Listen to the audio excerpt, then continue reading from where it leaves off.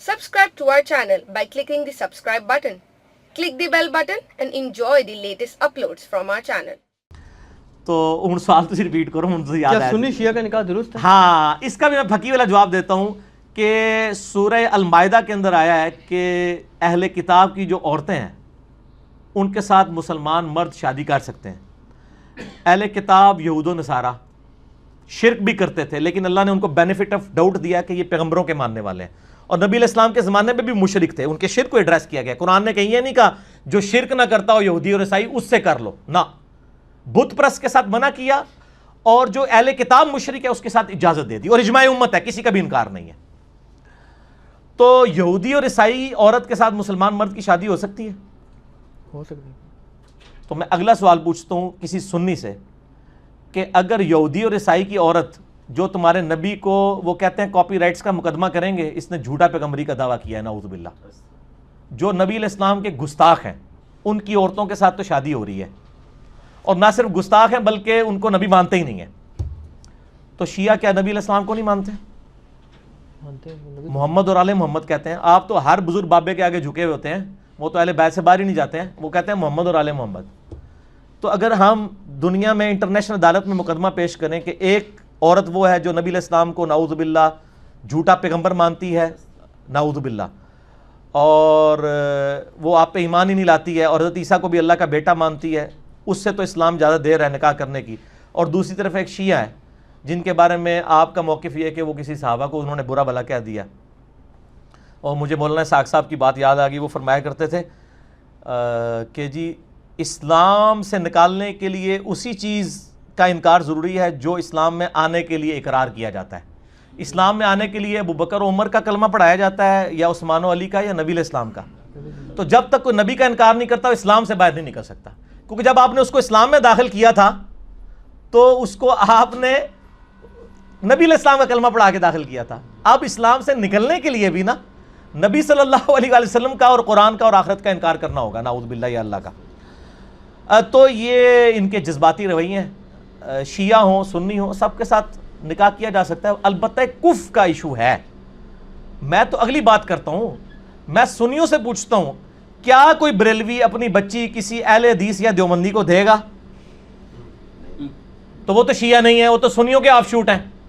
سر یہ سوال بدلیں سنی شیعہ کا انکاح، اس سوال کو یہ کریں کہ بریلوی کی لڑکی کا دیوبندی کے لڑکے کے ساتھ ہو سکتا ہے، تو کہیں گے نہیں، دیوبندی کی لڑکی کا بریلوی، وہ یہ آپس ہی نہیں کرتے، تسی ایڈے بڑے فرق ہی پہنچ گئے ہو، انہوں نے تو یہی مت نہیں ہے، بلکہ یہ آتی اور مماتی کا نکاح نہیں ہوتا دیوبندیوں میں آپس میں۔ رائے ونڈ سے فتویٰ نکلا ہوا ہے، باقاعدہ مفتی کی کال چڑھی ہوئی ہے یوٹیوب پہ، تبلیغی جماعت والوں نے کال کیا جی ہمیں فتویٰ دیں، یہاں پہ ایک مماتی دیوبندی عالم دین ہے، اس کے پیچھے نماز پڑھیں، ان کا بدعتی ہے، اس کے پیچھے نماز نہیں ہوگی، تو بچی کا نکاح کہاں سے دیں گے؟ دیوبندی آپس میں نہیں ایک دوسرے سے نکاح کر سکتے میرے بھائی۔ ڈاکٹر طالب قادری صاحب کے ماننے والوں کی بچی کا الیاس قادری صاحب کے ماننے والوں کے بچے سے نکاح نہیں ہو سکتا میرے بھائی۔ نقشبندیہ کا چشتیہ کے ساتھ نہیں ہو سکتا، وہ قوالی کے قائل ہیں، وہ قائل نہیں ہے۔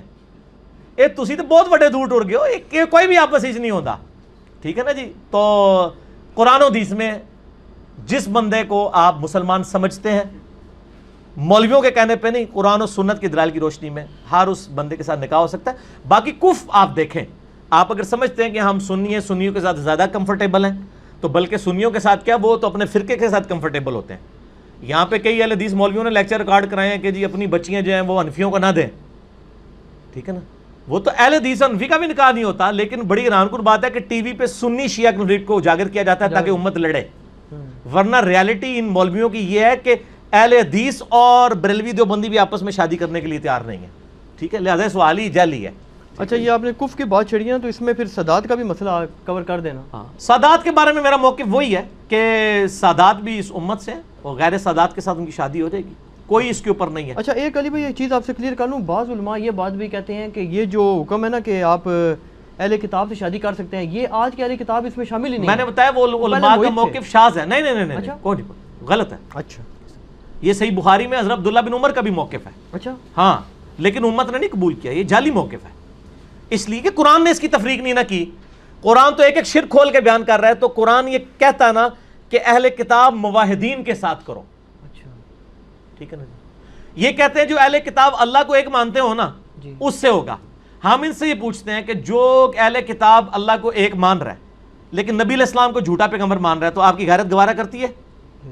ہاں، لیکن غیرت نہیں گوارا کرتی، لیکن آپ بھی مسئلہ مانیں گے کہ شادی ہو جاتی ہے، تو آپ کا مسئلہ تو پھر وہیں پہ ہے۔ اللہ کو ایک مان بھی رہے ہیں تو نبی علیہ السلام کو تو وہ جھوٹا کہہ رہے ہیں نا۔ یہ آپ نے جو بات فرمائی نا، اس سے ایک سوال میرے ذہن میں آ گیا جو غالباً غامدی صاحب سے کسی نے کرنا تھا، میں نے سنا تھا، کوئی صحیح یاد نہیں آ رہا کس نے کیا، کہ جی یہ تو آپ بتائیں کہ جب آپ یہ کہتے ہیں کہ جب ان سے شادی جائز ہو جاتی ہے، جائز ہے صاحب کے نزدیک، آپ فرما رہے ہیں، تو وہ کہتے ہیں کہ جی پھر ساتھ یہ بھی حکم ہے کہ ان کو دوست نہ بناؤ، تو بیوی کے ساتھ کیا نفرت رکھ کے نہیں، یہ سوال کسی نے کیا؟ چلے میں آپ کو یہ ایڈریس کر لیتا ہوں، اس کے بعد آپ کو کوئی اجازت نہیں اس سے ہٹ کے سوال کرنے کی، کیونکہ پھر آپ اور طرف چلے جاتے ہیں، جو لوگوں کے سوال ہیں نا وہ ہمیں گالیاں کھانی پڑتی ہیں، 3 ہفتے سے پرچیاں پینڈنگ ہیں، اور آپ نے بیچ میں اپنا جو ہے نا وہ معاملہ سوال سے ضمن آ گیا۔ نہیں ضمن نہیں نہ کرنا، آپ کو منع کیا تھا نا میرے بھائی، لوگوں کی حق تلفی ہو رہی ہے نا، یہ کام نہ کریں آپ، ٹھیک ہے، اپنا مطلب نہ نکالیں نا آپ۔ مسئلہ یہ ہے کہ یہود و نصارہ کے ساتھ دلی دوستی منع ہے، قرآن میں کہیں نہیں آیا کہ یہود و نصارہ کے ساتھ دوستی منع ہے، دلی لگاؤ نہیں ہونا چاہیے، دلی لگاؤ ایسا لگاؤ جس میں آپ اسلام سے ریلیٹڈ کوئی راز اس کے سامنے کھول دیں۔ اور یہاں تو لوگ بیویوں سے تنخواہیں چھپائے بیٹھے ہوئے ہیں، مسلمان بیویوں سے، وہ تو کسی نے نہیں پوچھا کہ تنخواہیں کیوں چھپائی ہوئی ہیں، تو یہود و نصارہ میں سے بھی اگر کسی نے کوئی عورت کر لی ہے، آپ نے مسلمانوں سے تنخواہیں چھپائی ہوئی ہیں، اور کوئی اسلام کا ایسا راز ہے جس کی وجہ سے اسلام کو نقصان ہو سکتا ہے، اور وہ کوئی یہود و نصارہ کی بیوی اس کی ہے، تو اس سے چھپا لے تو اس میں کیا حرج ہے؟ آپ نے تو بیویوں سے تنخواہیں چھپائی ہوئی ہیں، صحیح، ٹھیک ہے، جو آپ چوری چھپے پچھلوں کو خرچے بھیجتے ہیں وہ چھپائے ہوئے ہیں، تو ادھر آگے سارا میں نے پھکیلے جواب دیا گا نا، ٹھیک ہے، چلو اچھا کور ہو گیا جی۔ اسی کور کرنا ہے۔ اگلا سوال جو غامدی صاحب کا ذکر کیا وہ غامدی صاحب کا سوال ہی آ گیا جی۔ جاوید غامدی صاحب کسی کو کافر نہیں سمجھتے، حتیٰ کہ قادیانیوں کو بھی کافر نہیں کہتے، حالانکہ وہ خود نبی صلی اللہ علیہ وسلم کو آخری نبی مانتے ہیں۔ اب اس تضاد میں ہمارا کیا عقیدہ ہونا چاہیے؟ ہمارا عقیدہ میرے بھائی ریکارڈڈ ہے، غامدی صاحب کا جو مسئلہ ہے نا وہ پہلے یہ بتائیں یہ درست ہے وہ نہیں؟ ان کو میں اس پہ کوئی کمنٹس نہیں کروں گا، اس لیے کہ وہ بڑا کمپلیکس مسئلہ ہے۔ میں یہاں پہ آپ کو غامدی صاحب پہ پی ایچ ڈی تھیسس کرانے کے لیے نہیں بیٹھا ہوا، اچھا، میں آپ کو اپنا موقف بتا دیتا ہوں۔ میرا یوٹیوب پہ ایک کلپ ہے قادیانیوں کو دعوت اصلاح، اس میں میں نے اپنا موقف بیان کر دیا ہے۔ میرا موقف یہ ہے کہ نبی صلی اللہ علیہ وآلہ وسلم کے بعد کوئی شخص امتی نبی ہونے کا دعویٰ کرے یا وہ دعوی نبوت تو نہ کرے، لیکن کشف اور الہام کے ذریعے امت کو بتائے کہ میرا کو اللہ نہ ڈائریکٹ رابطہ ہے، وہ سب کے سب ایک کیٹیگری میں فال کرتے ہیں۔ میں سب کو ختم نبوت کا ڈاکو سمجھتا ہوں، اور یہ سمجھتا ہوں کہ ان کا یہ عقیدہ ان کو اسلام سے باہر نکال دیتا ہے، ٹھیک ہے۔ میرا موقف ریکارڈڈ آپ دیکھ لیں، ہزاروں لوگ وہ دیکھ چکے ہیں، قادیانیوں کو دعوت اصلاح۔ اور باقی میں ادھر ایڈ کر لوں کہ جتنی بھی پاکستان میں تحریکیں چل رہی ہیں نا ختم نبوت کی، میں ان تحریکوں کو ختم نبوت تحریکیں سمجھتا ہی نہیں ہوں، کیونکہ اگر یہ ختم نبوت تحریکیں ہوتی تو جن جن لوگوں نے ختم نبوت پہ ڈاکہ مارا ہے ان لوگوں کے خلاف ہوتی۔ یہ صرف اینٹی قادیانی تحریکیں ہیں، لہٰذا یہ اپنے نام چینج کریں، اس کا نام رکھیں اینٹی قادیانیت تحریک، کیونکہ اگر ختم نبوت تحریک کی بات ہوگی تو جن جن لوگوں نے ختم نبوت پہ ڈاکہ مارا ہے اور وہ ان کا تعلق چاہے آپ کے کسی سلسلے کے ساتھ ہے، ان سب کو اسی لاٹھی سے آنکنا ہوگا۔ آپ یہ کہہ سکتے ہیں کہ یہ کتا روسٹ ہے، یہ بلی روسٹ ہے، لیکن ہے دونوں ہی حرام ہوں گے۔ ریشو پروپورشن کا فرق کر سکتے ہیں کہ قادیانی جو ہیں وہ کتا روسٹ ہیں اور دوسرے بلی روسٹ ہیں، لیکن ہے دونوں ہی حرام ہیں۔ سیدہ فاطمہ الزہرا سلام اللہ علیہ کا جنازہ کس نے پڑھایا تھا؟ ریفرنس کے ساتھ بتائیں۔ ریفرنس تو بخاری میں اتنا ہی ملتا ہے، جب مولا علی ناراض ہو گئے سیدنا ابوبکر سے 6 مہینے تک، اس دوران آتا ہے کہ حضرت فاطمہ فوت ہوئیں اور انہوں نے حضرت ابوبکر کو نہیں بتایا اور سیدہ فاطمہ کو جنازہ پڑھ کے راتوں رات دفنا دیا۔ تو اس سے تو یہی لگتا ہے کہ حضرت علی نے خود ہی جنازہ پڑھایا ہوگا، یقیناً غسل بھی خود دیا تو جنازہ بھی خود ہی پڑھایا ہوگا۔ بعد میں ظاہر رضامندی ہو گئی تھی۔ اب مسئلہ 55B ہے حدیث کرتاس پہ، وہ ایک ڈیٹیل طلب ٹاپک ہے، میں آج اس کی ڈیٹیل میں نہیں جا سکتا، اتنا ہی رہے۔ کیا حضرت زینب سلام اللہ علیہ نے بدعا دی تھی کہ شیعہ قیامت تک ماتم کرتے رہیں گے؟ شیعہ آخر کیوں سینہ کو بھی کر رہے ہیں؟ یہ میں سنیوں سے پوچھتا ہوں کہ شیعہ کیوں سینہ کو بھی کر رہے ہیں۔ میرے آفس میں وہ 5-6 سنی اکٹھے ہو کے آگے، تو میں نہیں جانتا تھا کہ یہ میرے لیکچرز دیکھتے ہیں۔